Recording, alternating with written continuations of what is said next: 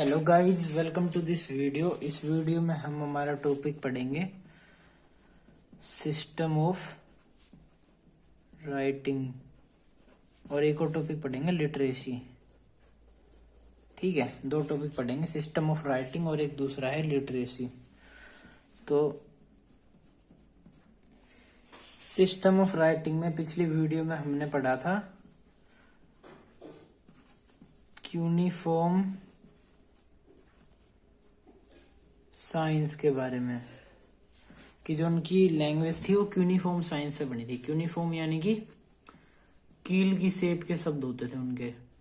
कील यानी कि ऐसे ये कील हो गई, तो अभी से एक कील से दूसरी कील जोड़ देते, फिर तीसरी जोड़ देते और फिर चौथी जोड़ देते, फिर ऐसे जैसे ये एम बन गया। तो ऐसे उनके शब्द होते थे क्यूनिफॉर्म कील की शेप में। ठीक है, तो उनके जो क्यूनिफॉर्म शब्द होते थे ना, जैसे हमारी ए बी सी डी है। ए का मतलब होता है ए बी सी डी, तो यानी कि ये शब्द सिर्फ एक ही उसको कॉन्सोनेंस या वोवल को रिप्रेजेंट कर रहे हैं। ठीक है, लेकिन जो क्यूनिफॉर्म साइंस होते थे इनके, ये सिर्फ एक वोवल या एक कॉन्सोनेंस को रिप्रेजेंट नहीं करते थे, ये बहुत सारों को करते थे एक साथ। जैसे कि कोई एक शब्द है, इससे बहुत दो हमारे इंग्लिश की 2-3 शब्दों की आवाज एक शब्द से ही आ जाती थी। ये रिप्रेजेंट करते थे सिलेबल्स को।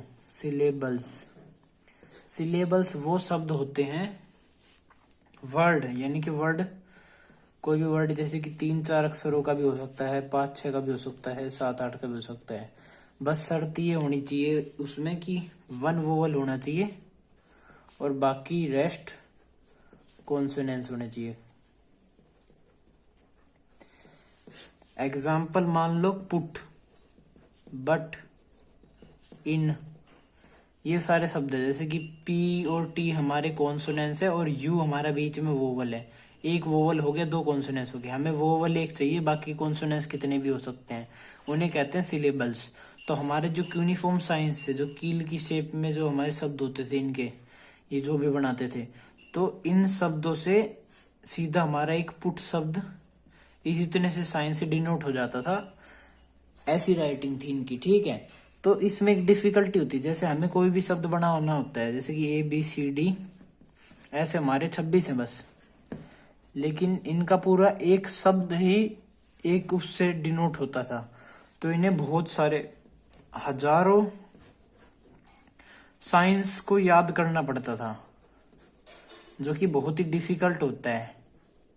अब आप खुद बताओ, ए बी सी डी में 26 हैं तो आपने सबने याद कर लिया, लेकिन अगर ए बी सी डी में 1000 होते तो मुश्किल से कोई हजारों में एक बंदा होता जिसे याद होते, और वही सिर्फ बोल पाता, वही लिख पाता। तो डिफिकल्ट होता है ये प्रोसेस। ठीक है, इनका अब हमारा तो इजी है क्योंकि हमारे बस 26 हैं, इनके में हजारों होते थे क्योंकि इनका एक शब्द ही एक अक्षर से डिनोट होता था। इन्हें बट बोलना है तो वो अक्षर बोलना पड़ेगा, पुट बोलना है तो अलग अक्षर बोलना पड़ेगा, इन बोलना है तो अलग अक्षर बोलना पड़ेगा, सन बोलना है तो अलग अक्षर बोलना पड़ेगा। यानी कि बहुत सारे अक्षर हो जाते थे इनके, हजारों अक्षर। तो इस वजह से जो राइटिंग होती थी इनकी, वो बहुत ही हार्ड स्किल मानी जाती थी क्योंकि याद नहीं होते थे आसानी से। इस वजह से जो राइटर्स होते थे, राइटर्स को बोलते हैं स्क्राइब्स, वो प्रोफेशनल होते थे बिल्कुल। ऐसा नहीं कि मेरा जैसा कोई भी मतलब बिना डिग्री के ऐसे लिख रहा है। उनके पास प्रोफेशनल डिग्री होती थी और वो पढ़े लिखे होते थे बिल्कुल परफेक्ट। उन्हें सारे 1000 के 1000 शब्द याद होते थे, और कोई हजारों में मुश्किल से एक बंदा होता था ये प्रोफेशनल स्क्राइब। ठीक है, वो लिख पाता था राइटिंग। ठीक है, ये कहना चाहता है हमारी एनसीईआरटी। और एक और ये प्रोफेशन इतना हार्ड इसलिए था क्योंकि ये लिखते थे टैबलेट्स पे। टैबलेट्स होती हैं वेट क्ले से बनती हैं, और उन पे जल्दी से जल्दी लिखना होता है। जैसे हमारी टैबलेट है, ये गीली है अभी, जल्दी से जल्दी लिखना होता है हमें। क्यों? क्योंकि अगर वो सूख गई, अगर वो ड्राई हो गई तो हम लिख नहीं सकते, राइटिंग नहीं कर सकते फिर। इसलिए टाइम भी कम होता था और वर्ड्स भी ज्यादा हैं इनके, इस वजह से बहुत ही हार्ड हो जाता था। तो इसलिए राइटर्स और स्क्राइबर्स होते थे जो वो प्रोफेशनल होते थे, और बहुत ही हजारों लाखों में एक बंदा राइटिंग कर पाता था। स्किल्ड एंड इम्पोर्टेंट क्राफ्ट था। और अगर किसी बंदे ने राइटिंग सीख ली तो वो अपने आप को विद्वान समझने लग जाता था कि मेरे बराबर तो कोई है ही नहीं, इंटेलेक्चुअल थिंग है बहुत ज्यादा ये तो। ठीक है, अब इसका अंदाजा आप इस चीज से लगा सकते हो, जैसे हम अभी सेकंड टॉपिक, ये हमारा फर्स्ट टॉपिक हो गया है सिस्टम ऑफ राइटिंग। हमने राइटिंग का सिस्टम पढ़ लिया है पूरा, कैसे किलो से लिखते थे, किलो के शब्द बनाते थे, और एक शब्द से इनके से हमारे 3-4 शब्द वाले अक्षर बोल देते थे। पूरा एक वर्ड के लिए अलग एक शब्द होता था, इसलिए शब्द ज्यादा हो जाते थे इनके, तो बहुत ही हार्ड होता था। ठीक है, फिर अब हमारा सेकंड टॉपिक पढ़ते हैं लिटरेसी।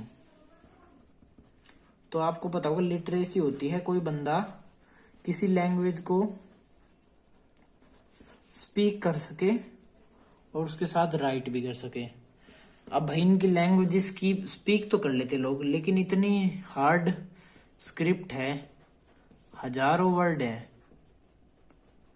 तो लिख नहीं पाते थे, इसलिए राइटिंग नहीं कर पाते। तो इसलिए लिटरेसी का जो लेवल था वो बहुत ही कम था। कोई हजारों में एक बंदा लिख पाता था, उसे लिटरेट कह सकते थे, यानी कि लिटरेसी का लेवल बहुत ही कम है। ठीक है, आप इस बात का अंदाजा इससे लगवा सकते हो, जैसे कि कोई किंग है, अगर उसने लिखना या फिर राइटिंग और स्पीकिंग, ये दोनों चीज आ गई ना उसे, तो फिर इस चीज पे मैंने आपको बताया था कि राइटिंग का एक यूज ये होता था कि किंग के बारे में बढ़ा चढ़ा के लिखना, किंग के बारे में कि मैंने ये किया। तो किंग जो अपने सबसे घमंड वाली बात होती ना, कि एक किंग ये कहेगा कि मैंने इतने स्टेट्स पे कब्जा किया वगैरह वगैरह। लेकिन मेसोपोटामिया में ये था कि ये सब चीज इतनी वैल्यू नहीं होती थी। किंग सबसे ज्यादा घमंड इस बात पे करता था कि उसे राइटिंग आती है। बहुत ही, जैसे 10 किंग रहे तो उनमें से मुश्किल से 1-2 को राइटिंग आती थी, तो वो 1-2 इतना चढ़ जाते थे कि हमें राइटिंग आती है, वो घमंड करने लग जाते थे इस बात पे। और घमंड करना जायज भी है, क्योंकि उनके जो स्टेट है, जो उनकी प्रजा है, उनमें भी किसी को लिखना नहीं आता, बस जो स्क्राइब्स होते हैं 3-4 गिनती के बंदे, उन्हें लिखना आता है।